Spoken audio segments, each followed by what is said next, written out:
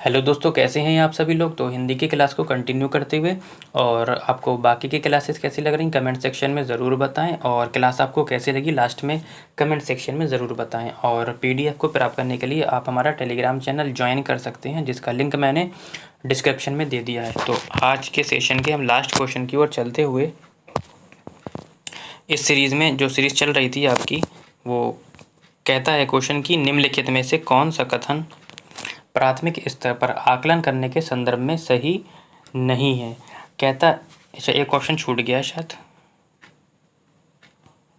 चलो फिलहाल वो हमारा ऑप्शन भी है ही नहीं, छोटा हो जाएगा। ठीक है, कहता है आकलन प्रत्येक सत्र के अंत में होना चाहिए। देखो, आकलन जो है प्रत्येक सत्र के अंत में नहीं होगा। अगर आप अंत में करेंगे तो आप निदान कैसे कर पाएंगे, बच्चे की कमी का कैसे पता लगा पाएंगे कि उसके अंदर क्या कमी है। वो तो फाइनल रिजल्ट होता है, उसमें आप कुछ भी नहीं कर पाएंगे। यानी कि ऑप्शन नंबर ए तो हमारा नहीं होगा। कहता है आकलन राज्य आधारित प्रक्रिया होनी चाहिए तथा राज्य द्वारा पूरे राज्य में एक साथ ही आयोजित होना चाहिए, ऐसा भी नहीं होना चाहिए। कहता है आकलन विद्यालय आधारित तथा शिक्षण अधिगम प्रक्रिया के साथ समावेशित होना चाहिए। बिल्कुल ऐसा ही होना चाहिए। क्यों होना चाहिए, अभी मैं इसको क्लियर कर देता हूँ। देखो, प्राथमिक स्तर पर आकलन के संदर्भ में सही कथन तो मैंने आपको बता ही दिया है कि आकलन विद्यालय आधारित शिक्षण अधिगम प्रक्रिया के साथ समावेशित होना चाहिए। देखो, विद्यालय आधारित आकलन सीखने के लिए आकलन की व्यापक प्रक्रिया में निहित होता है। सीखने के लिए आकलन का मतलब होता है के दौरान, यानी कि शिक्षण के दौरान ही आकलन कर लेना कि बच्चे में क्या सुधार हुआ है, क्या कमी हुई है, उसको कहाँ पर भरना है। ठीक है, तो ये सीखने के लिए आकलन के अंतर्गत आ जाता है। ठीक है, विद्यालय आधारित आकलन शिक्षकों को बच्चों की सीखने की प्रगति का निरीक्षण करने, समय पर प्रतिक्रिया देने और बच्चों को सीखने की कठिनाइयों को दूर करने में मदद करने के लिए सहायता प्रदान करता है। ठीक, आगे बढ़ते हैं। आज के सेशन का 114 क्वेश्चन। ये देखो, यहाँ पे मिसप्रिंट ये हुई है कि जो ऑप्शन था उसी के आगे प्रिंट हो गया है। फिलहाल हमारा क्वेश्चन क्या है उसे हम काट देते हैं।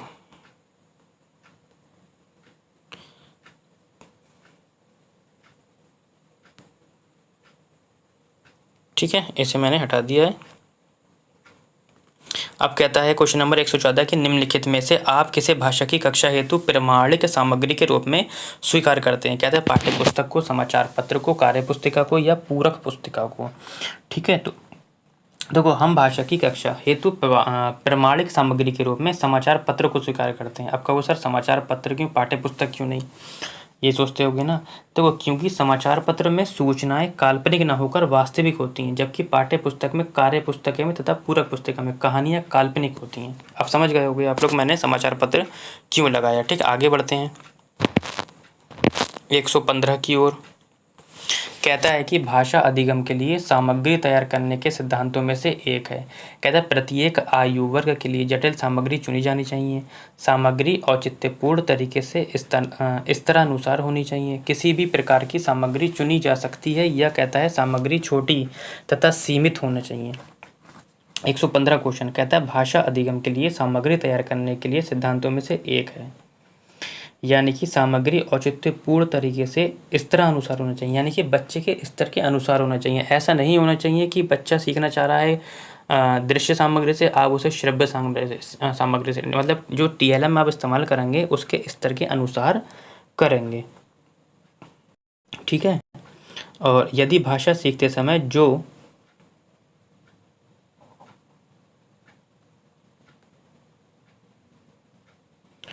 हाँ, क्या कह रहा था मैं कि जब भाषा सीखते समय जो सामग्री बच्चों को दी जा रही है और वे उनके स्तर के अनुसार अगर नहीं है तो उन्हें भाषा सीखने में कठिनाई होगी। सिंपल सी बात है, तभी तो कहा ना कि तद अनुसार, उनके अनुसार होना चाहिए, है ना। इसलिए सामग्री का बच्चों के स्तर के अनुसार होना आवश्यक है। कह रहा है कि कह रहा है कि सीमित होना चाहिए। किसी भी प्रकार की सामग्री, ऐसा नहीं है कि कोई भी सामग्री चुनी जा सकती है, बच्चे के अनुसार ही चुनी जाएगी, है ना। जटिल नहीं होना है, बहुत ही लचीली होना है, बच्चों के अनुसार होना है। ठीक, आगे बढ़ते हैं क्वेश्चन नंबर 116 की ओर। कहता है कि भाषा अर्जन होता है जब बच्चों को व्याकरण के नियम बढ़ाए जाते हैं, बच्चों को पुरस्कार या दंड दिया जाता है, बच्चे को भाषा के अवसर मिलते हैं, या बच्चा बिना सचेतन ध्यान के भाषा ग्रहण करता है। देखो, भाषा का अर्जन जो होता है कैसा होता है, अनौपचारिक होता है, यानी कि ये जीवन शैशवावस्था, या हम ये भी बोलते हैं गर्भधारण से ये मृत्यु पर्यंत तक चलती है। यानी कि इसके लिए अर्जन के लिए हमें कोई भी नियम कानून की आवश्यकता नहीं होती, हम कभी भी कहीं भी कैसे भी सीख लेते हैं। कहता है बच्चों के व्याकरण के नियम पढ़ाए जाते हैं, ऐसा कुछ नहीं है। ना ही दंड पुरस्कार, मैंने पहले भी मना करा था, ना ही अवसर।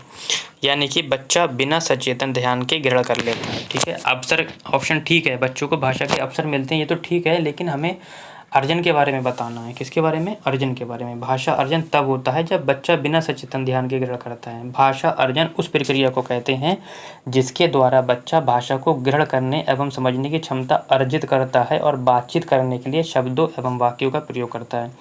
भाषा अर्जन के समय बच्चे को सचेतन ध्यान देने की आवश्यकता नहीं होती, क्योंकि ये भाषा वे अपने परिवार से अनायास ही अर्जित कर लेता है ना। मैंने बताया ना, परिवार हो गया, आस पड़ोस हो गया, समाज से कहीं भी अर्जित कर सकता है। जबकि अधिगम जो होता है वो एक नियमपूर्ण वातावरण में होता है, जैसे कि स्कूल हो गया, उसमें पीरियड लगते हैं, टाइम से जाते हैं, टाइम से आते हैं, सब कुछ नियम के अनुसार होता है। ठीक, आगे बढ़ते हैं क्वेश्चन नंबर 117 की ओर। फिर एक अच्छा सा क्वेश्चन जो कि आपको एग्जाम में देखने को मिल सकता है और मिलेगा। कहता है भाषा के उत्पादक कौशल कौन से हैं? कहता है पवन तथा लेखन, पवन नहीं होगा, पठन होगा, सॉरी यहाँ पर। ठीक है, पठन होगा, पठन तथा श्रवण, वाचन तथा श्रवण, वाचन तथा लेखन। ठीक है, तो भाषा के उत्पादक क्वेश्चन बताना है आपको, तो आपका आ जाएगा वाचन तथा लेखन। ऑप्शन नंबर ये आ गया। ये इसे हम उत्पादन कौशल बोलते हैं। वैसे आपके क्वेश्चन कौन से होते हैं? 4 होते हैं। ट्रिक क्या होती है मैंने बताई थी आपकी, सुबो पली, सु से सुनना, बो से बोलना, पा से पढ़ना और ला से लिखना। ठीक है, तो उत्पादन कौशल कौन से होते हैं? इसमें से वाचन और लेखन होते हैं। भाषा के 4 कौशल मैंने बता दिए हैं। ठीक है, उसके बाद मौखिक अभिव्यक्ति कौशल कौन से होते हैं? मौखिक अभिव्यक्ति कौशल कौन से होते हैं? जो कि होते हैं लेखन कौशल। इसमें श्रवण तथा पठन कौशल ग्रहणात्मक कौशल होते हैं। देखो,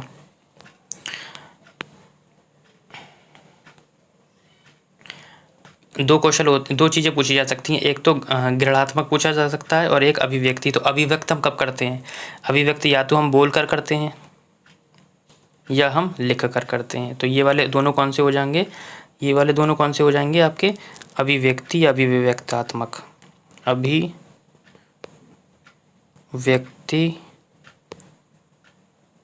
कौशल। ठीक है, और जो बच्चे सुनना और पढ़ना, सुनकर और बोलकर हम क्या करते हैं? ग्रहण करते हैं, यानी कि इसे हम ग्रहणात्मक कौशल बोलते हैं। ठीक है, तथा वाचन और लेखन उत्पादक या अभिव्यंजनात्मक कौशल कहे जाते हैं। ठीक है, आगे बढ़ते हैं। 118 क्वेश्चन कहता है कि सभी बच्चे उन गतिविधि द्वारा अभिप्रेरित होते हैं। कौन सी ऐसी गतिविधि है? कहता है जिनकी योजना वयस्क द्वारा बनाई जाती है, जिनकी योजना बच्चों द्वारा बनाई जाती है, जो बच्चों के लिए अर्थपूर्ण होती है या जो अध्यापक के लिए अर्थपूर्ण होती है।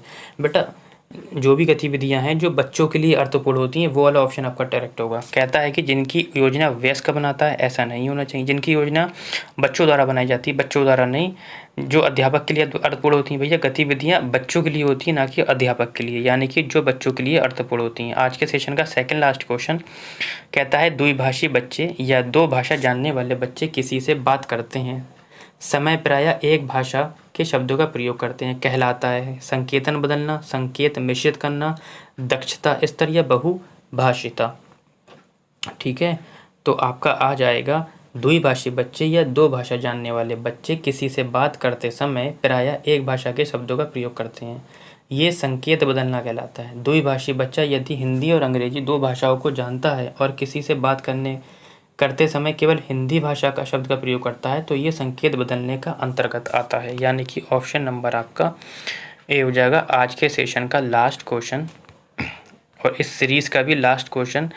कहता है कि विद्यार्थियों के अधिगम के आकलन के लिए उपयोग की जाने वाली स्कोरिंग मार्गदर्शिका को क्या कहते हैं? ठीक है, रूब्रिक्स कहते हैं, जांच सूची कहते हैं, अनुसूची या विस्तृत सूची कहते हैं, क्रम निर्धारण मापने बोलते हैं। तो इसे हम बोलते हैं रूब्रिक्स।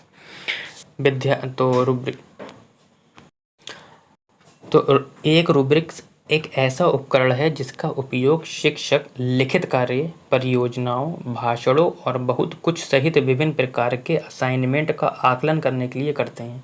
रूब्रिक पर रेटिंग का पैमाना इसे एक असाइनमेंट को ग्रेड देने के साथ साथ समय के साथ छात्र के प्रदर्शन की प्रगति के लिए एक शानदार तरीका है। ठीक है, तो आज के लिए आपका इतना ही। और वीडियो कैसी लगी, कंटेंट कैसा लगा, क्वेश्चन कैसे लगे, आप लोग कमेंट सेक्शन में ज़रूर बताएं। और PDF को प्राप्त करने के लिए आप हमारा टेलीग्राम चैनल ज्वाइन कर सकते हैं, जिसका लिंक मैंने डिस्क्रिप्शन में भी दे रखा है।